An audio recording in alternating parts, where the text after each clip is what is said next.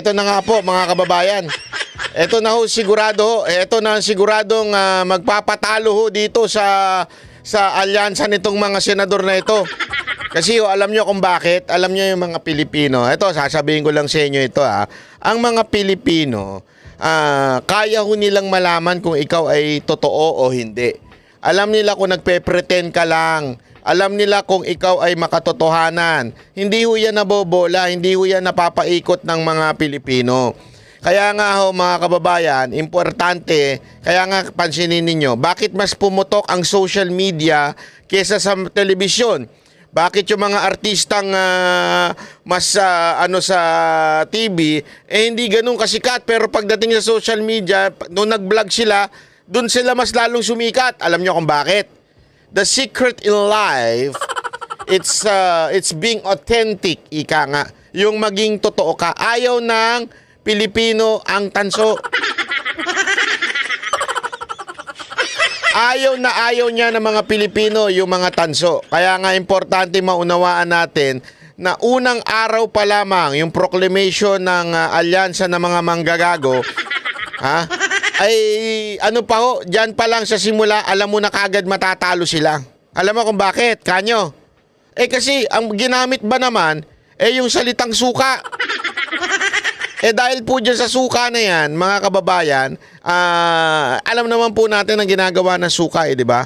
Pagka nilagay mo dyan yung kwintas ng ginto, dyan mo malalaman kung ang isang ginto ay pure o di kaya tanso. So ang talagang sumisira sa tanso itong mga suka. Pero hindi yan ang pag-uusapan natin. More than that. Ang pag-uusapan natin, hindi lamang po yung komento ni Marcos na tungkol doon sa suka.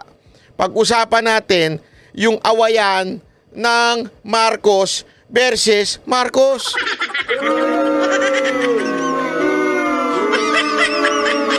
Bakit ba? Anong ibig mo sabihin banat bay? Marcos versus Marcos. Hindi ho, alam mo ba kababayan para lang linawin natin, wala hong ibang kalaban si Marcos kung hindi ho yung sarili niya. Hindi ho kalaban ni Marcos sa mga Duterte.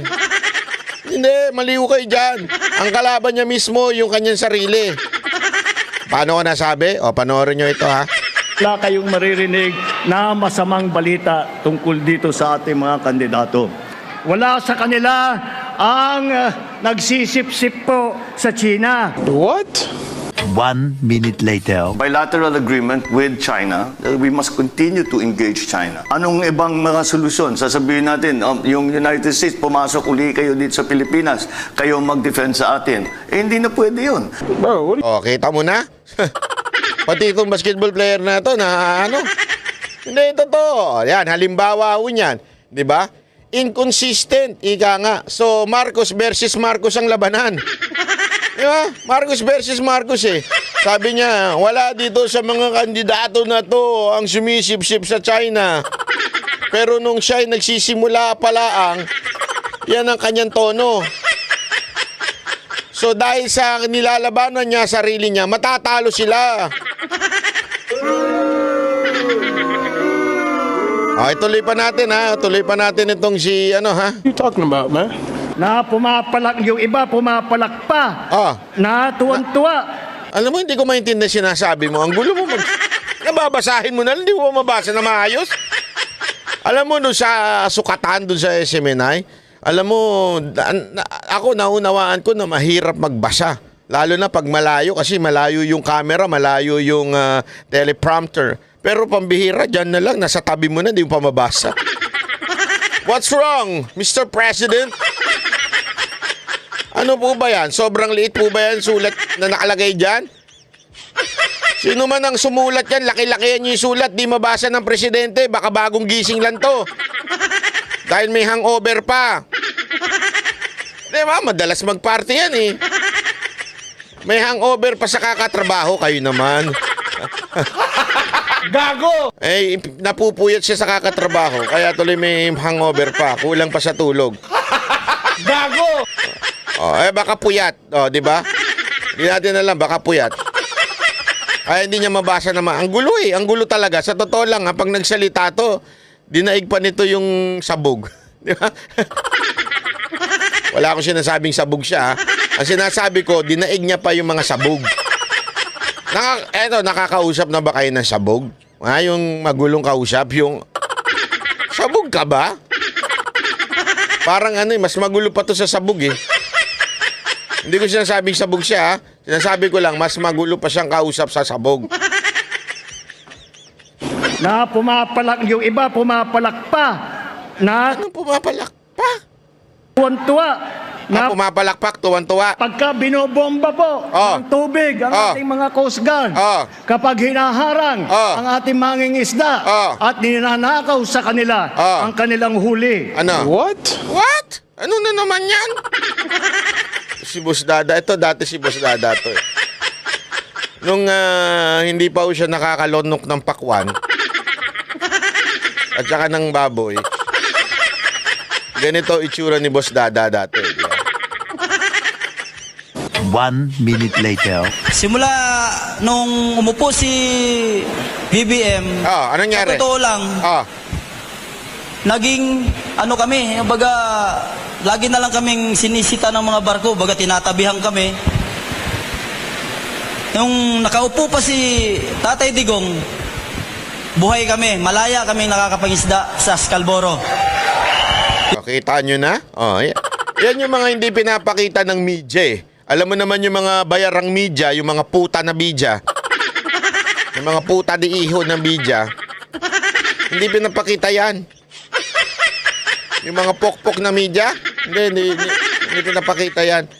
Yan ang matunay na mangingisda, di ba? Sinasabi, nung panahon ni Duterte, nakakangisda kami.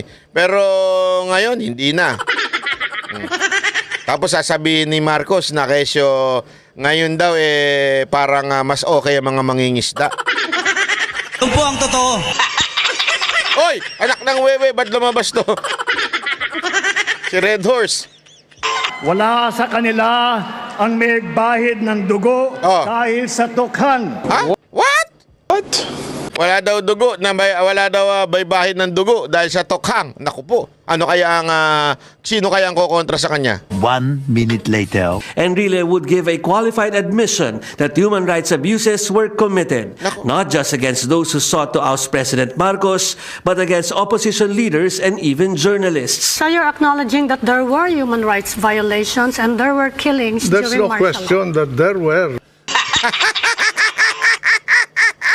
Tama-tama to si Pacquiao. Hindi, alam mo, sa totoo lang ito ang problema kay Marcos eh. Minsan kasi, dahil siguro bagong gising dahil puyat, Puyat siguro. Hindi, may hangover siya mga kababae. Linawin natin, when I say hangover, wala akong ibig sabihin iba. Hangover, kakatrabaho. Masyadong puyat si Marcos sa kakatrabaho. Trabaho ng trabaho yan. Puyat. Siguro, kaya ganyan yan. Hindi niya nababasa yung script niya. Kasi parang, alam mo, nung panahon ng nangangampanya si Marcos, yung 2022, hindi naman po siya ganyan. Hindi nga siya nagsasalita, hindi nga siya nagpapaliwanag eh. Ewan ko ba ngayon, bakit tila nagbago siya ng imahe? Biglang bumabanat na siya ngayon. Di ba? Hindi ko alam, nanonood ka ba ng Banat Bay? Ba't bumabanat ka? Hindi, ano nangyari sa'yo, Marcos? Bakit ganun? Bakit bigla ka nagbago ng tono? May nagtuturo ba sa'yo yung tatanga-tanga sa paligid mo? Hindi, meron ba nagturo sa'yo? O baka kasi may nagtuturo sa'yo yung tatanga-tanga sa paligid mo, tinuturuan ka kung ano sabihin mo, ikaw naman, hindi mo iniisip kung ano yung dapat mo sabihin. Hindi sa'yo kasi bagay yung humihirit ng ganyan. You know why? Because kulang ka sa research. Kulang ka sa research. Yung sasabihin mo walang bahid ng dugo. And remember, yan ang akusasyon sa buong pamilya mo. Tanda mo, no buong pamilya mo noon, sino ho ba ang pasimuno ng martial law noon? Sino po ba ang mismong si Enrile inamin na there were abuse on the time of your father. Si Enrile nakatabi mo. Si Enrile na presidential advisor mo. So ibig sabihin, kulang ka sa research, boy. Ibig sabihin, kulang ka.